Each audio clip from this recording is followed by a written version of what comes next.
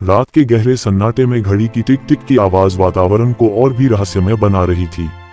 माया अपने कमरे में बैठी खिड़की के बाहर झांक रही थी। बाहर हल्की बारिश हो रही थी और बिजली कभी कभी आकाश को चीर देती। उसके दिल में एक अजीब सी बेचैनी थी, जैसे कुछ अनहोनी होने वाली हो। माया पिछले कुछ दिनों से परेशान थी। उसे लग रहा था कि कोई उसका पीछा कर रहा है। वह चाहे जहां भी जाती, उसे ऐसा लगता कि कोई छिपकर उसे देख रहा है, लेकिन वह ये पता नहीं कर पाई कि आखिर यह अजनबी कौन है। ये सोचकर ही उसके रोंगटे खड़े हो जाते थे। उसने अपने दोस्तों और परिवार को इस बारे में बताया, लेकिन सभी ने इसे उसकी कल्पना कहकर टाल दिया। कोई उसे गंभीरता से नहीं ले रहा था, पर माया जानती थी कि कुछ तो गलत है। उस रात जब वह अपनी खिड़की के पास बैठी थी, अचानक उसे एक परछाई दिखाई दी। वह फौरन चौकन्नी हो गई। उसने खिड़की से बाहर झांका, पर कुछ साफ साफ नहीं दिखा। हल्की रोशनी में उसने देखा कि एक आदमी उसकी गली के कोने पर खड़ा था। माया का दिल जोर जोर से धड़कने लगा।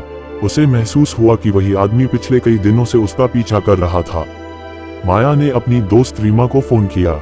रीमा ने उसे शांत रहने की सलाह दी और कहा कि पुलिस को सूचना दे दे, पर माया चाहती थी कि पहले वह खुद इस रहस्य को सुलझाए। उसने खुद को मजबूत किया और नीचे जाने का फैसला किया। वह धीरे धीरे सीढ़ियों से उतरकर दरवाजे के पास पहुंची। उसकी सांसें तेज हो गई थीं। दरवाजा खोलते ही उसे ठंडी हवा का झोंका लगा। वह आदमी अब भी वहां खड़ा था। उसकी निगाहें माया पर ही थीं। उसकी आंखों में कुछ ऐसा था जो माया को भीतर तक डरा रहा था। तुम कौन हो? माया ने साहस जुटाकर पूछा। आदमी ने कोई जवाब नहीं दिया। वह बस उसे देखता रहा, जैसे उसकी निगाहों के पीछे कोई गहरा रहस्य छिपा हो। माया ने फिर से पूछा, तुम मेरा पीछा क्यों कर रहे हो? आदमी ने एक कदम आगे बढ़ाया। माया का दिल अब और तेज धड़कने लगा। वह पीछे हटने लगी, लेकिन तभी उस आदमी ने बोलना शुरू किया, तुम्हें कुछ पता नहीं है माया। तुम्हारे आसपास जो हो रहा है वह सिर्फ शुरुआत है। माया के पैरों तले जमीन खिसक गई। उसने इस आदमी को कभी नहीं देखा था, फिर वह उसका नाम कैसे जानता था? तुम कौन हो और तुम मेरे बारे में कैसे जानते हो? माया ने हड़बड़ाते हुए पूछा। यह जरूरी नहीं है कि मैं कौन हूँ, आदमी ने धीरे से कहा, पर तुम जल्दी ही समझ जाओगी कि तुम्हारी जिंदगी में जो कुछ भी हो रहा है वह एक खेल का हिस्सा है।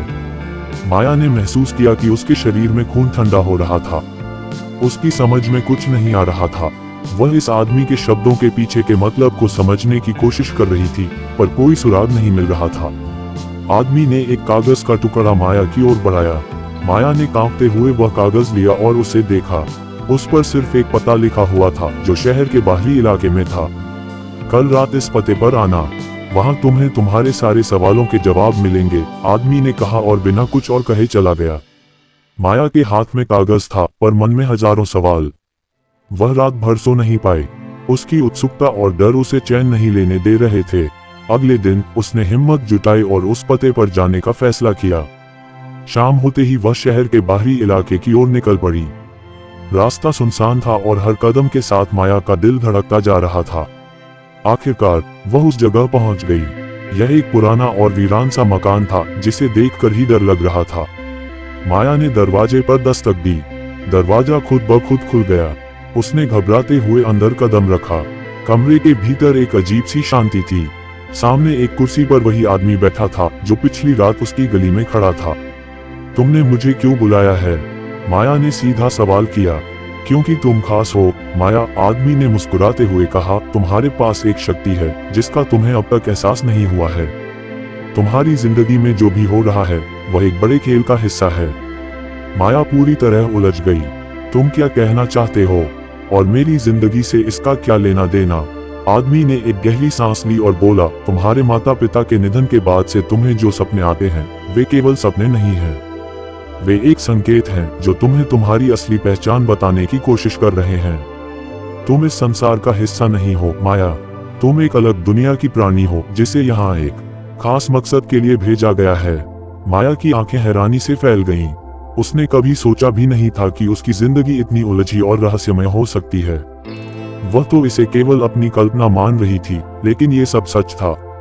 अब क्या होगा? माया ने डरते हुए पूछा।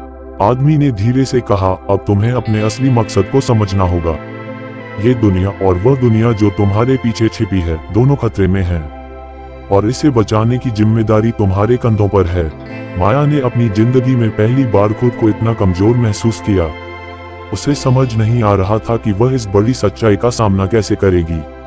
आदमी ने उसे एक काला पत्थर थमाया और कहा, ये तुम्हारी शक्ति है, इसका इस्तेमाल करना सीखो। सही समय पर ये तुम्हें वो सब दिखाएगा जो अभी तुम्हारी समझ से परे है।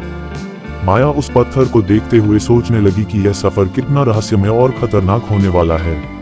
अब उसकी जिंदगी पहले जैसी नहीं रही।